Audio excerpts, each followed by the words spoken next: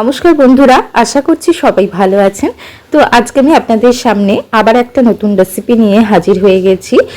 গরমকালে এই রেসিপিটা খেতে অসাধারণ লাগবে ভাতের সাথে। মোরলা মাছের টকের রেসিপি প্রেজেন্ট করছি। চলুন শুরু করা যাক আজকের এই রেসিপিটা। দেখতেই পাচ্ছেন কড়াইতে আমি দিয়ে দিচ্ছি মোটামুটি 4 টেবিল স্পুন মতন সর্ষের তেল। রান্নাটা আমি সর্ষের তেলে করব। তেলটা গরম হয়ে গেছে, এবার আমি এখানে দিয়ে দিচ্ছি নুন হলুদ মাখানো মাছগুলো। গরমকালে ভাতের সাথে এই মোরলা মাছের টকের রেসিপি কিন্তু খেতে ভালো লাগবে। একবার বাড়িতে আপনারা কিন্তু ট্রাই করতে পারেন। তো এখানে মোটামুটি 150 গ্রাম মতন মাছ রয়েছে। তো মাছটাকে আমি ভালো করে ভেজে নিচ্ছি। আমি এটা 10 মিনিটের জন্য ঢেকে দিচ্ছি, লো ফ্লেমে ভেজে নেব। তো মাছগুলো দেখতেই পাচ্ছেন ভাজা হয়ে গেছে। আমি একটা বাটিতে এটা তুলে নিচ্ছি। ওই একই তেলে আমি দিয়ে দিচ্ছি 5 ফোড়ন। 1 টিস্পুন মতন 5 ফোড়ন ব্যবহার করছি। ফোড়নটাকে আমি ভালো করে 2 সেকেন্ডের জন্য ভেজে নিচ্ছি।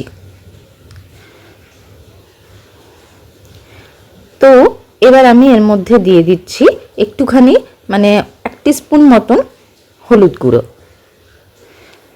এই রেসিপিটা আপনারা বাড়িতে ট্রাই করতে পারেন। আর আমার চ্যানেলের রেসিপিগুলো ভালো লেগে থাকলে লাইক শেয়ার সাবস্ক্রাইব করতে চ্যানেলটাকে ভুলবেন না।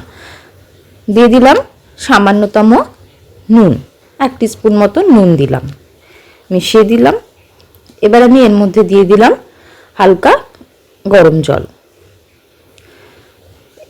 দেখুন ফুটতে শুরু করেছে।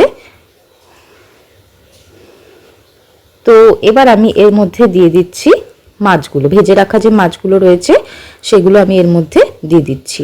আমি এখানে একটু বড় সাইজের মোরলা মাছ ব্যবহার করেছি। আপনারা চাইলে ছোট সাইজের যে মোরলা মাছগুলো হয় সেগুলোও কিন্তু ব্যবহার করতে পারেন।